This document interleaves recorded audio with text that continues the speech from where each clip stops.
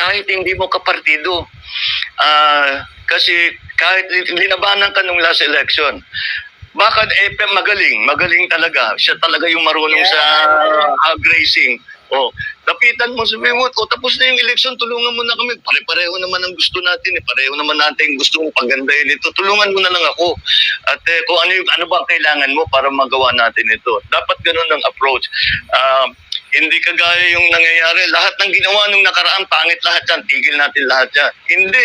Tignan natin, baka may nagawang tama. Hindi tuloy natin. Itong kay Pangulong Duterte, yung kanyang build. Ang pagagandang programa yan na kanyang ginawa. Yung kanyang ginawa sa education, SUCs, ginawang libre, napakaganda nun. These are the things that you should recognize. Not just say, ako lang ang marunong. Maraming marunong ng Pilipino, ang gagaling ng Pilipino. You have to get them all to help.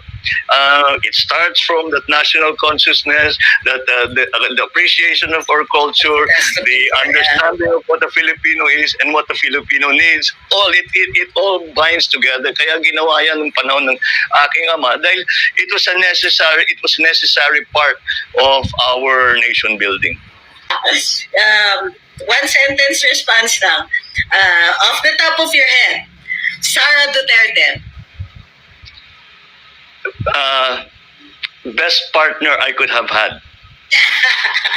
Love it. Nora Honor. Oh, I'm a big fan. I knew it. Conrad Banal.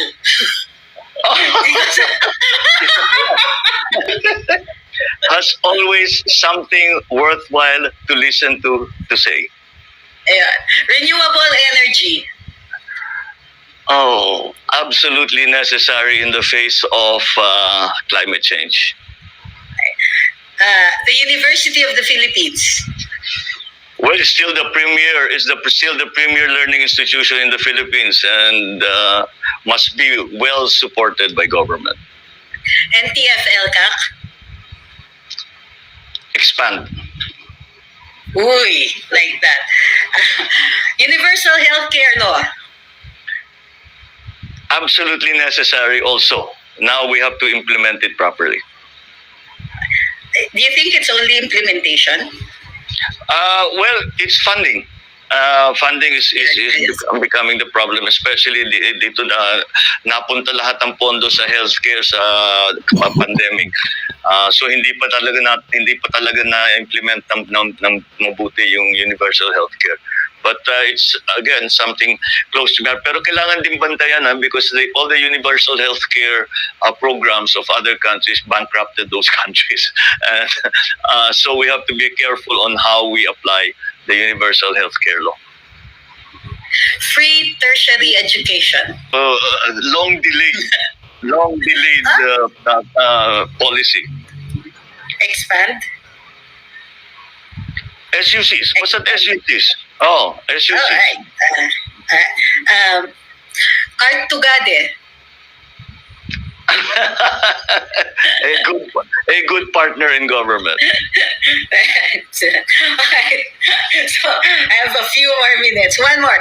Okay. My other concern is the internet. Okay, we have difficulty with a duopoly and a new third party coming in, but doesn't seem to be working. We're not getting cheaper, faster, better internet service. What are we going to do with this? That is a huge problem. That has been highlighted by the pandemic. We were already headed towards the metaverse, as it's now being called. But we were already headed to our greater dependence on the digital infrastructure. Of course, the pandemic accelerated all of that because napunta pati schooling, napunta roon pati yung mga ibang bagay na dating ginagawa nating face-to-face, napunta lahat sa internet. And so, I'm not quite privy to why it is still not, after all the promises that we have heard over so many years, but di pa nabubuo yan. Because if we look at the other countries, again, is another area we do not have to reinvent the wheel. One of the most, one of the best examples of infrastructure, of digital infrastructure, is South Korea. So let's send people to South Korea and ask them, how is it? How did you do this? What are the things? And we won't adapt your technology. We'll adapt the latest technologies that are available. Kasi kahit 5G na sila, matagal ng 5G yan. Tingnan natin yung mga bagong 5G. Tingnan natin yung mga bagong sistema, yung mga bagong equipment, the hardware, the software. So I think it's because we have to.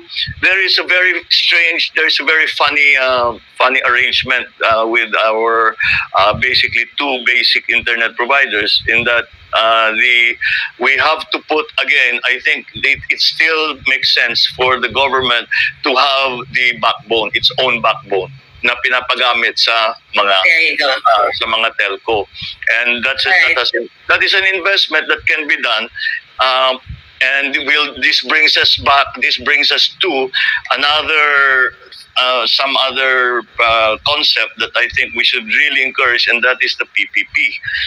The government cannot do everything. The private sector cannot do everything. But a partnership between government and private sector can do very many things very, very well. It's just not easy to do. Very quickly now, because we have OFWs watching and hanging on to your every word. In 2 sentences, what is your program for OFWs? How do we plan for their retirement? How about their health care? How about their safety while they're abroad? The solution has come to us in now the newly created Department of Migrant Workers, and that is those the problems that have been arising for our OFWs. Instead of depending on imaginative funding and imaginative like the DFA hihingi ng pera sa justice, kukuha ng abogado. There's no formal institutionalized method for helping our OFWs, and that will be it. For those who are returning, tapos na ang kontrata, mag-retraining tayo. Ginagawa na natin yan noon. Mag-retraining tayo para makabalik ulit sila sa trabaho. Yung mga naipit dito, napilitang umuwi, kausapin natin yung pinanggalingan nilang bansa at sabihin natin, ibalik na natin yung mga, since mula ng pandemya, o pabawas na yung pandemya, unahin nyo naman, i-prioritize naman ninyo yung mga Pilipino na nagtrabaho na dyan, na kinala naman ninyo ng magandang kanilang trabaho. So there are lots of other, meron na tinanong ako na isang araw, pabahay din ng ating mga umuwing OFW, yung kanilang health benefits. Kasi iniwanan na nga nila yung korporasyon nila, those benefits no longer apply pag nandito sila. So the universal health care, that we can apply that, we can make sure that it's applied properly. These are marami, you know, the simple way to approach all of the issues that surround OFWs is to recognize their contribution to the country and what they have done for the Philippines over, I don't know, we're close to 50 years already. And they kahit papano, the recognition of the world that Filipinos are good workers are because of them. And they have been good ambassadors for our country. And they have been keeping the economy in the difficult times, have been keeping the economy above water. There's no other way to put it. And so we must recognize that, and we should return to them at least a part of what they have given to the Philippines. Okay, this one might take a while, but there are 2 aspects to this question.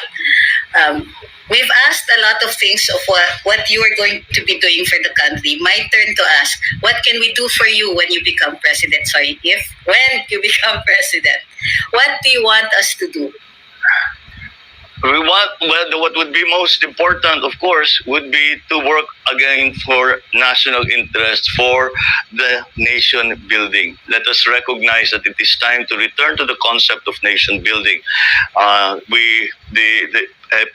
Partisan politics has taken too large a part of our national discussion, and it plays a part. Of course, politics cannot be avoided, but once the part of politics has been played, I think that yung kagaya ng sinabi ko, when we are hiring people, we hire the best. We do not hire because they belong to your party. We hire the best. And that is, I think, the most important thing is that we keep politics in its place. And we always have in our minds the national interest, always have in our minds nation building. It is a phrase that I grew up with, and it was the sole motivating factor, I think, behind the work of my father. And I have adopted that. And I say, let us do what is good for the country. Let us build this nation up. This is not the work of a day. This is a work of a long time, but at least we should start to put in the institutions, the organizations, and the policies in place. And like President Duterte is complaining, hindi niya matapos sa 6 years yung gusto niyang gawin.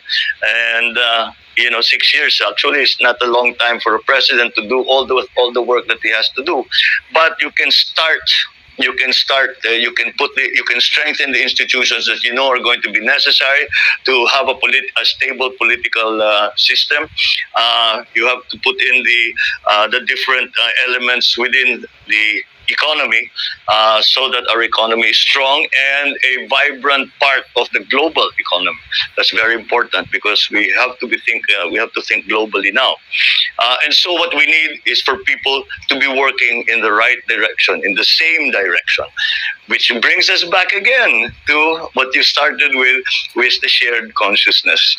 Let us always remind ourselves we are Filipinos, and no one is going to help Filipinos except Filipinos themselves. But the good part of that is that we have the capabilities. I am so confident that if we tap into the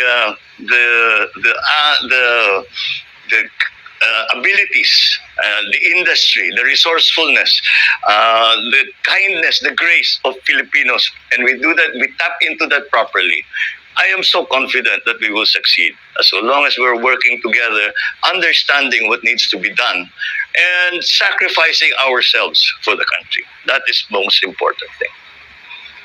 One last, we have a short time. I have had the good fortune of representing many heroes in the Philippines. Combat veterans, people who have been nominated for medals of valor. They're alive, they're serving in the AFP. Mm-hmm. The AFP's morale is high from this administration. I need a message from you to them. What can you say to our gallant men and women serving in the armed forces? They have been so visible and tirelessly working, particularly in civil defense during the last major typhoon. Yes. Well, what message do you have for them? That they should be commended for all the work that they do. I always say we must understand that the military, the uniformed services, are the only part of society whose social contract with the state includes putting life and limb in danger. That social contract is only for the men and women in the military, and that is what us civilians we have to recognize. That we are, in fact, although they are quiet, they are in their camps. They are not in our in our everyday dealings. But that they are there, and that they are protecting the state, they are protecting the republic, and they are protecting the Filipino people. And we must recognize that. For them to do their jobs, we must also respect the culture within the military, and that we must allow the military to run itself. Because iba ang patakbo ng militar, iba ang patakbo sa sibilyan. Kailangan natin kilala, yung mga opisyal dyan, ang gagaling ng mga opisyal natin, yung mga tropa natin, ang tatapang, kailangan talaga ay lahat ng suporta na ibibigay, na kailangan nila, ibigay natin hanggat kaya natin. Dahil itong mga ito ay itinataya na nga ang buhay para sa atin. The least we could do is to give it back. But again, right now, the military right now has has a big job to do, continuing big job to do. Although they have had some very good successes in the past few years, and again, we must commend them for that. The sacrifices that they've made, they have sacrificed life and limb over and over again for the sake of the safety and of the rest of the country. Kaya must always recognize that.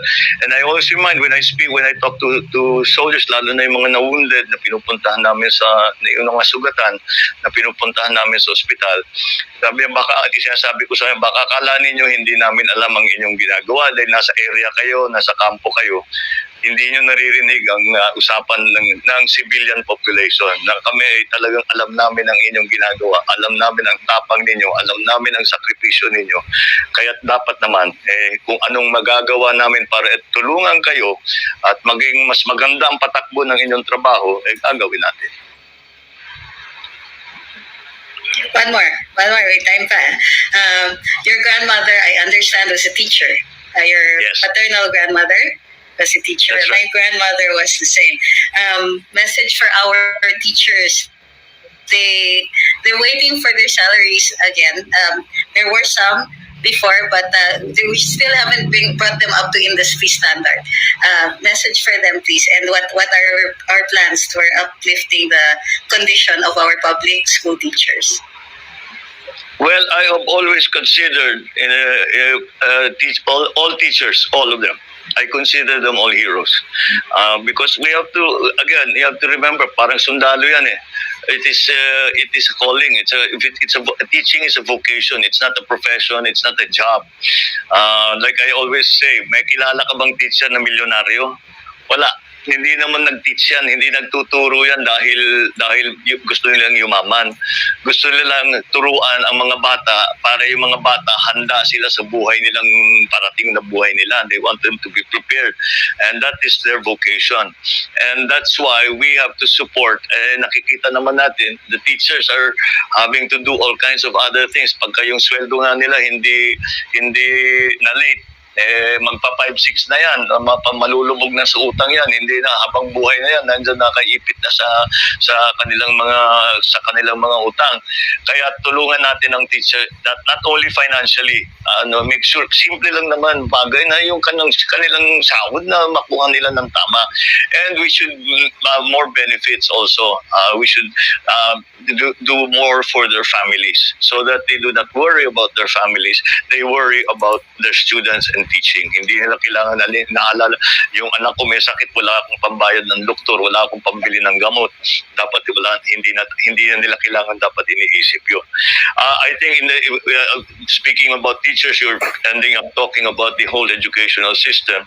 We really have to with the new remote learning, we have to really try and make it better. The digital infrastructure obviously comes into it, but we have to think beyond the pandemic, and that our educational system has to be upgraded.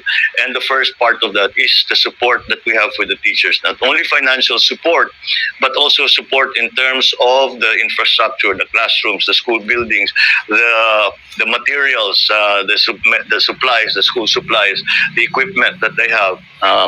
If you look at normal public school, how many of them have computers? It's 2022. Ang dami sa kanila walang computer. Mga bata hindi pa nakahawak ng computer, yung Game Boy nila at saka yung smartphone ng magulang nila. Pero hindi sila humahawak ng computer. That's fundamental already in the year 2022.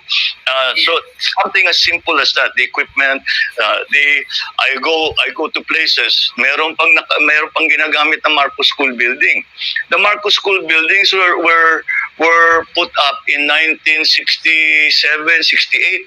Dapat yan 20 years, 25 years lang yan, papalitan na yan, babaguhin na yan. Nandyan pa rin. Kaya yun, yung mga facilities kailangan natin ayusin.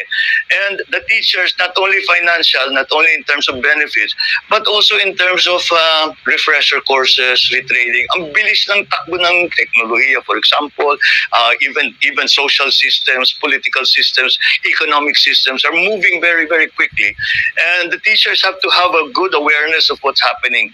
in the rest of the world, so that the teachings that they are giving their students are relevant to the global economy, are relevant to this new world that we are in, this technologically driven world that we are in. So it is not only hardware, it is not only finance, it's also software. And ang teacher, ang daling, syempre teacher yan eh. Madaling turuan ng teacher. We're talking about yung delayed na sweldo. Nung una ako naging congressman, yun ang nakita kong problema dun sa distrito ko. So nagtayo ako ng cooperative sa bawat bayan ng teachers cooperative, para hindi na sila magpa 5-6, meron silang savings and loan, binigyan namin ng konting seed money, and they're very successful. So simple things like that we can do to help the teachers' condition, the teachers' plight. Then pag-isipan natin, pag magkapera tayo, bigyan natin ng scholarship yung mga anak nila. There you go. Thank you very much. I understand you have another interview lined up for 10 o'clock, so I apologize to the person who is next interviewing you. But I would like to thank you very much. And one, last na talaga. A message to those who are watching you on Luminous. Well, I thank you very much for showing an interest and being part of this discussion that we are having with Attorney Trixie, talking about some of the issues of the day. You know that we are still in the middle of the pandemic, and I know that pagod na ang tao na dito sa mga protocol natin, pero pagtyagaan po natin, mag-iingat lang po tayo, balikan natin yung dating protocol. Sana naman, pagka ganun ang ating ginawa, matatapos na itong problema na ito.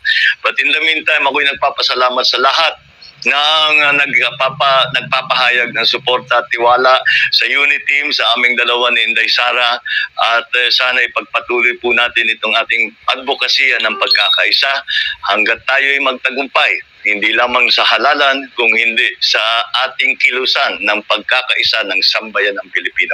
Maraming salamat. Salamat, Attorney Trixie. Salamat sa lahat ng mga taga-subaybay. Being good at being a liar, and she is actually the #1 highest spender for Facebook ads.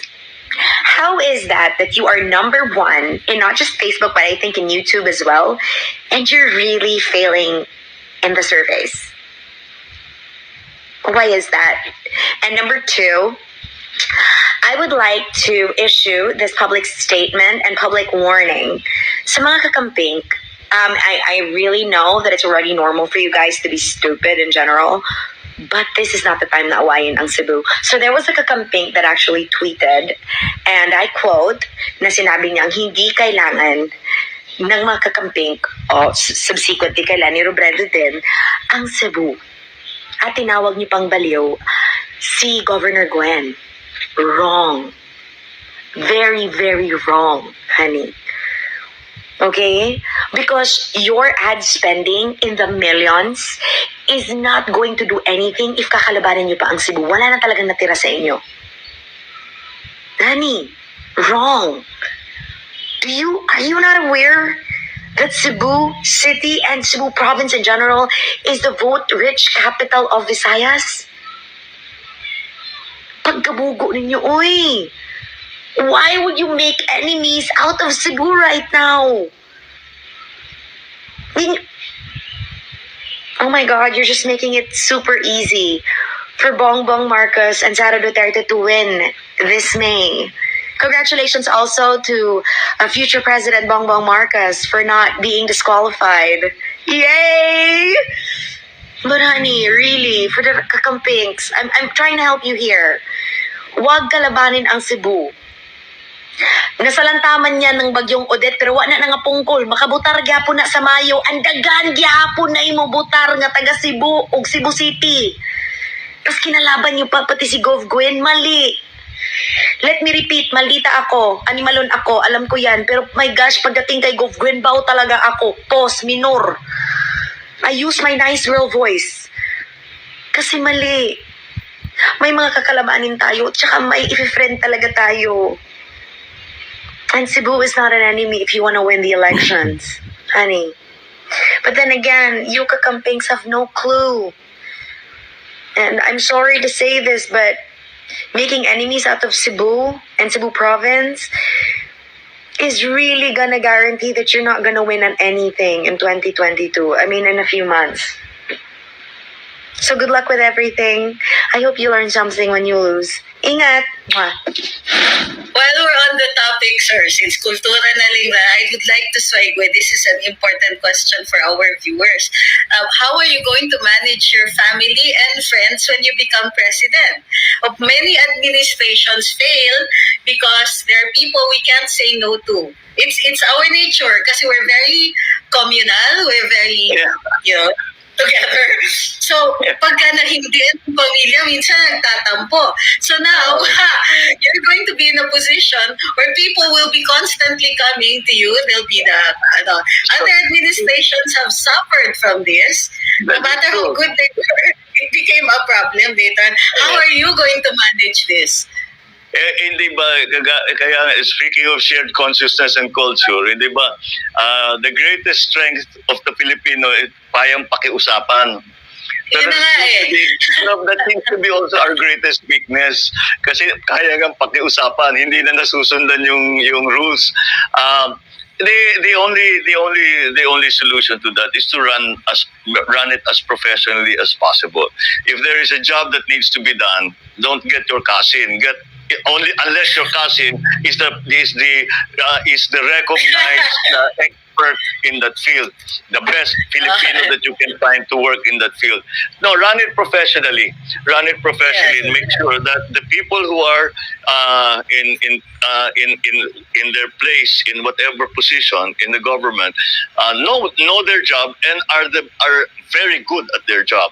Because you cannot be wasting time and resources with people who are not doing their work or who do not know their job or have no good ideas. To pull ourselves out of this economic situation that the pandemic brought, we are going to have to be imaginative and to come up with new solutions. Look at what is happening in technology. There are things that are happening before that we never thought were going to be actually possible. It looked like magic, but it's because people are thinking in may tawag lateral thinking, tawag out of the box, all of these things. But we have to be creative, we have to be imaginative, and to do that, you have to have the best people around you. And no matter how good you are, tama yung sinabi mo, kahit gaano kagaling yung namumuno, kung lahat ng tao niya ay tamad o mahina, hindi marunong, hindi alam ang trabaho, yun na nga yung pakiusap. Yung pakiusap Alam mo naman, there's always a way. Alam mo naman sa buhay naman, there's always a way to compromise kung ano man yung pangangailangan. But let's not compromise the performance of government, because when government's performance is compromised, it affects immediately tens of millions of people, and so that's what we have to watch out for. That's why it's important that you are very assured as a leader, you are very assured that the people that you are going to appoint, the people that you are going to bring into government, are the best that you can get.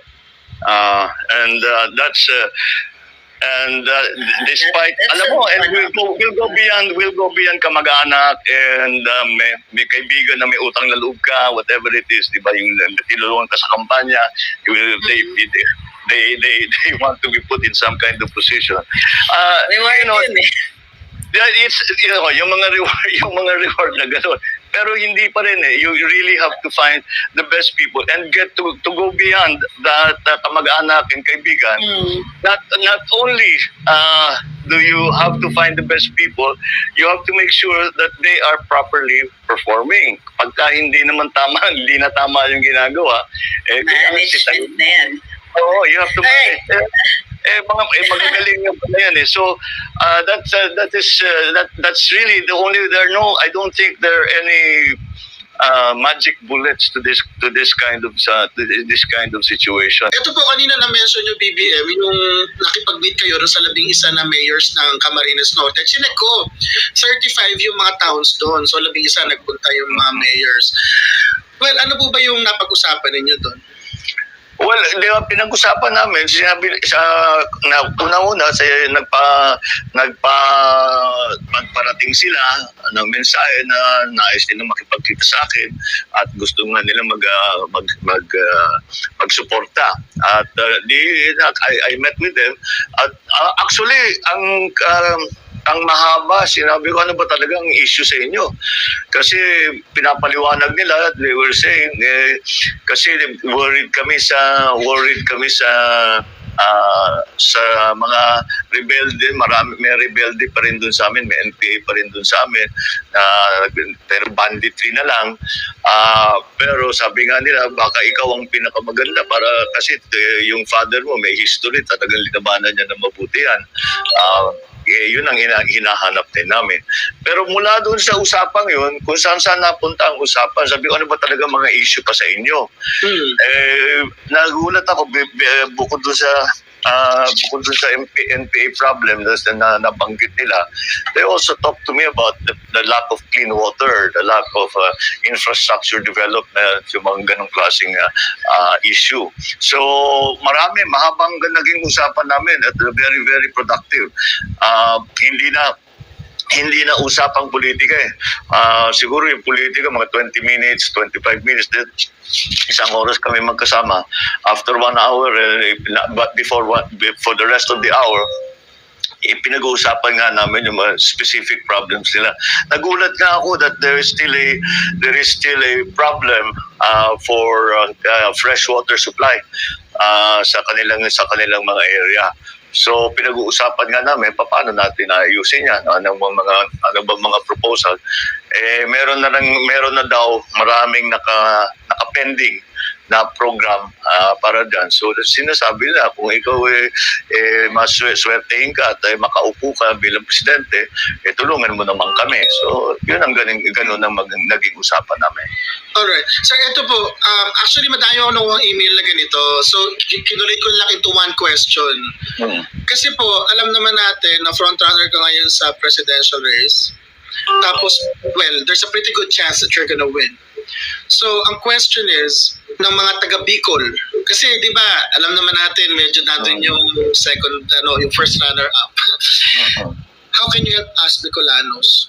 What can we look forward to? May itsapuera ba kami pag nanalo ka? Well, of course not. We're hindi naman ganun ang aming pagpaano ng politika eh. The elections and politics has its place. Pero pagka dumating tayo sa serbisyo publiko, siguro wag na natin tinitignan kung saan nanggaling, kung kapartido mo, kung tinulungan ka sa last election. Pilipino yan eh. Basta yun lang iniisip mo, Pilipino yan, nangangailangan ng tulong, tulungan mo. Ganun lang kasimple yan. So, that was the whole point. That's the whole point of the unity team. Kaya unity nga eh. Kahit na hindi tayo nagkakasundo sa lahat, basta tulungan natin ang Pilipino. You do it your way, kung ano yung iniisip mo, I'll do it my way. Basta nagtutulungan tayo. Pagdating ng halalan, magbabatuhan na naman tayo ng masasakit na salita. Pero after that, tapos na naman. Balikan natin ang serbisyo. Kaya naman tayo hinahalal ng tao. Hindi naman para makipaglaban, magpolitika, magbabatuhan nga ng masasakit na salita. Hindi naman yan ang dahilan kung bakit tayo binoto para tulungan ng tao. Yan ang gagawin natin. Yan ang mandato natin, yan ang gagawin natin. Alright. So ito po, total naman daw po, wala naman daw kayo sama na loob sa mga Bicolano. Two things. First, open-minded raw po ba kayo na magkaroon ng daughter-in-law from Bicol? Ng daughter-in-law? Oo, kasi ang dami pa mga fans ni Sandro na nanonood rito ngayon. No? Puro Pops. Hi, Pops. Hi, Pops. Oo nga, Pops na nga ang tawag sa akin. Si Sandro. Sabi ko, Sandro, lagi ko nga sinasabi, dati alam mo, nung hinahanap pa, sabi ko, cute pa eh. Ngayon, nagsisilos na ako sa'yo dahil hindi ako papayag. Sasabihin, mas magandang lalaki ka sa akin, hindi ako papayag doon. No, but Bicolano, Ang dami, well, yeah. Bakit hindi? Hindi naman natin tinatanong tiga saan ka. Apelyido mo tiga saan ka. Basta mamahalin nila yung anak ko, di siyempre mamahalin ko din sila. Alam nyo na. Okay, let's go. Eto sir, medyo mas mabigat ng konti. Very general. Question po ito ni Lena Rose, isa po sa mga nag-email sa akin na follower ko. Meron ka raw po bang plataforma para sa mga government employees na hanggang ngayon hindi pa rin regular, lalo na yung mga nurse? Kasi daw, isa na sa mga kapatid niya, nag-work hard raw during this pandemic. She's been a nurse at the government hospital for 5 years, pero now contractual pa rin. Ngayon, ito yung masaklap. Tuwing sumusweldo daw siya, may bawas daw siya sa GSIS. Pero hindi siya makapag-loan kasi nga daw hindi siya regular, pero permis siyang may kaltas. Parang ano po ba pwede natin magawa para sa kanila? Yan ang mga nakikita nating problema sa healthcare system. Kaya pag sinasabi ano ba talaga ang ano bang plano natin kung sakali nga mahalal, yung isa sa pinakaunang dapat nating ayusin is the healthcare system dahil naging maliwanag dito sa COVID, naging maliwanag na maraming kakulangan. And one of that is yung mga benefit ng ating mga nurse. Nakita natin, ngayon lang ako nakakita sa buong buhay ko na nag-demonstrate ang mga nurse dahil hindi binibigay yung kanilang yung risk allowance, yung SRA nila. Ganun, sabi ko, paano naman umabot sa ganyan? Hindi na dapat natin pabayaan na dumating diyan sa ganyang klaseng sitwasyon. This is yung sumulat sa iyo na sinasabi meron na ngang kumukuha na siya, hindi pa rin siya makakuha nagbabayad naman siya ng buwis, nagbabayad siya naman lahat ng kailangan niyang bayaran, hindi pa siya makabawi at makakuha ng loan sa GSIS. That's the kind of yung parang yung tinatawag nila falling through the cracks yan. Hindi ko alam kung paano nangyari yung ganyan, but it shouldn't happen. So what we will do is to rationalize talaga. We have to remember na in fairness naman sa ating mga sa pamahalaan ay na talagang nayanig ang lahat ng healthcare system. Well, lahat ng system. Pero siyempre lalong-lalo na yung healthcare system. Talagang we are trying to, especially yung sa funding, lagi tayong naghahanap ng bagong pondo. Siguro nagamit yung pera na galing sa GSIS, pero let's hope na ginamit naman sa tama. Pero kahit papano, hindi dapat yung mga pondong yan ay maliwanag kung para saan yan. Itong mga paglipat-lipat from different agencies, from different departments, yung mga linagay sa DBN, yung mga naging problema na ganyan na nangyari sa DOH, sa PhilHealth, hindi na dapat mangyari yan because ito ang magiging resulta kapag hindi natin naayos yan. I'm sorry to hear that. Unfortunately, it's not the first time I heard na mayroong mga ganyang sitwasyon. But that's why we have to go back. We have to go back and really rationalize the healthcare system. We have to keep in mind na lagi na sinasabi ng lahat na hindi last ito, baka may dumating pa at malamang may dadating pa. Sana hindi ganito kagrabe, ganito kalala. Pero magkakaroon pa rin ng pandemic o kung hindi some kind of healthcare issue na lalabas na naman in the coming years. Paghandaan na natin, and to do that we have to rationalize. I mean, if you think about it, the IATF is an ad hoc organization that was just put together medyo in a hurry to try and respond to COVID. So ngayon since mukhang malalampasan na natin, sana malampasan na natin yung COVID. Kapag nalampasan na natin yung COVID, balik-balikan na natin ito at saka i-organize na natin na mabuti. Not this very sudden ad hoc. It's already emergency, nandyan na. Habang may panahon tayo, hanggang marami tayong natutunan dito sa experience natin sa COVID. Let's use those lessons to learn itong mga cases na nabanggit mo. gawin natin lahat na para hindi na mangyari yan. Very clear ang support natin para sa frontliners, para sa healthcare workers. Because even in this case, Omicron, siguro 1/4 to 1/3 ng ating healthcare workers, pati sila naka-isolate.